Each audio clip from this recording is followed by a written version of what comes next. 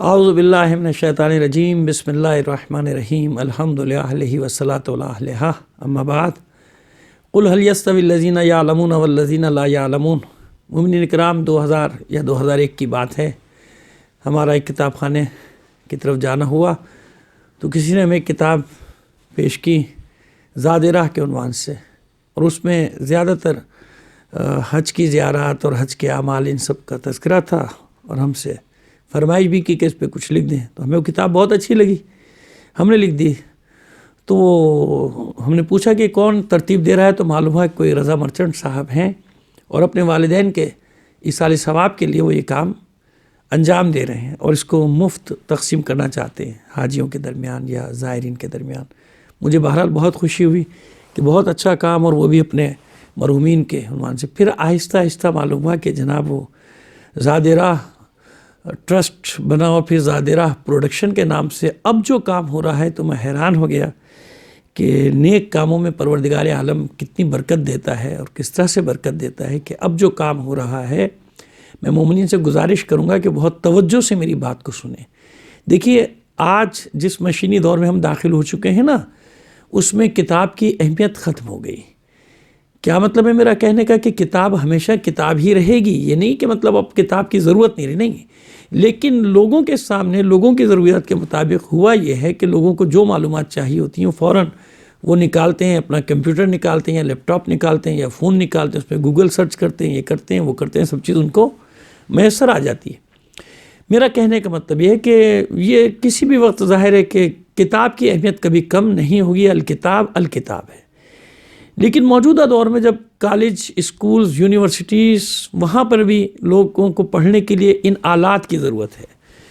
گاڑی میں چلتے چلتے لوگ سننا چاہتے ہیں، پڑھنا چاہتے ہیں، وقت نہیں ہے ان کے پاس کہ کتاب خانوں میں جا کر بیٹھیں، اور آپ دیکھ رہے ہیں کہ اتنے بڑے شہر میں 2-4 کتاب خانے آباد ہیں، باقی سب یا تو بند ہو چکے ہیں یا بیچارے اپنی ویرانی کا نوحہ پڑھ رہے ہیں۔ تو اس دور میں قرآن مجید اور پھر نہج البلاغہ اور پھر صحیفہ سجادیہ یا صحیفہ کاملہ، ان پر کام کرنا، آپ یقین جانیں کہ میں حیران ہو گیا۔ یہ بہت جان جوکھوں کا کام ہے، لیکن اس کے لیے ہمت چاہیے تھی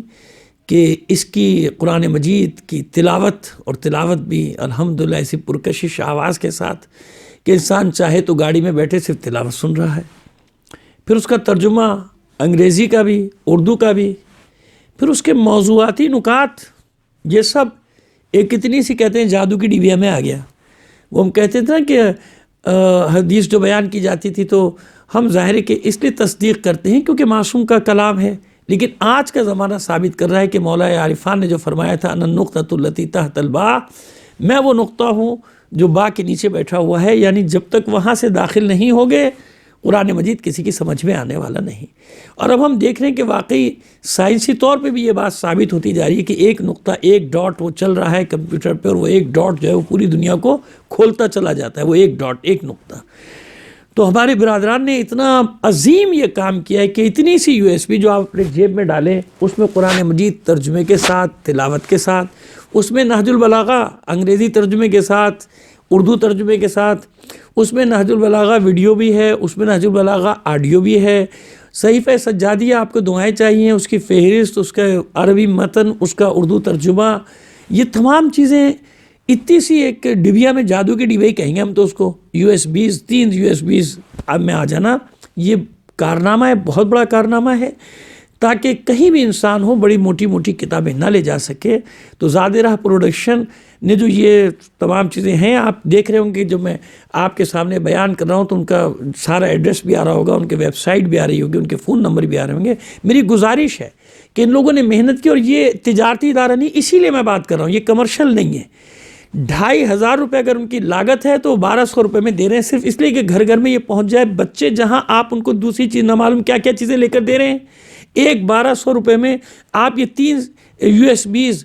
کہ جن میں ان کی زندگی سنور جائے، جن کی آخرت سنور جائے، اور وہ بات کرنے میں ان کو آسانی ہو، کہیں اگر ان کا بحث مباحثہ ہو رہا ہے تو فوراً وہ آیت نکال سکیں، فوراً نہج البلاغہ کا کوئی قول نکال سکیں، فوراً صحیفہ سجادیہ کی دعا نکال سکیں۔ تو میں گزارش کروں گا مومنین کرام سے کہ جہاں جہاں میری آواز جاری ہے، یہ کمرشل ادارہ نہیں ہے۔ اور یہ جو جس کاسٹ میں آپ کو دے رہے ہیں یہ ان کی جو لاگت ہے اس سے آدھی کاسٹ ہے۔ میری گزارش ہوگی کہ تعاون کریں، اور لوگ بھی آگے بڑھیں گے انشاءاللہ اس مشن کو دیکھ کر، اور پروردگار عالم میں دعا کرتا ہوں کہ ان کی توفیقات میں، رضا مرچنٹ صاحب کی اور ان کے تمام ساتھیوں کی جس جن نے اس کام میں حصہ لیا ان کی توفیقات میں اضافہ فرمائے، اور ہم سب کو بھی اس کار خیر میں جس انداز میں حصہ لے سکتے ہیں حصہ لینے کی توفیق عطا فرمائے۔ وما علینا الا البلاغ المبین۔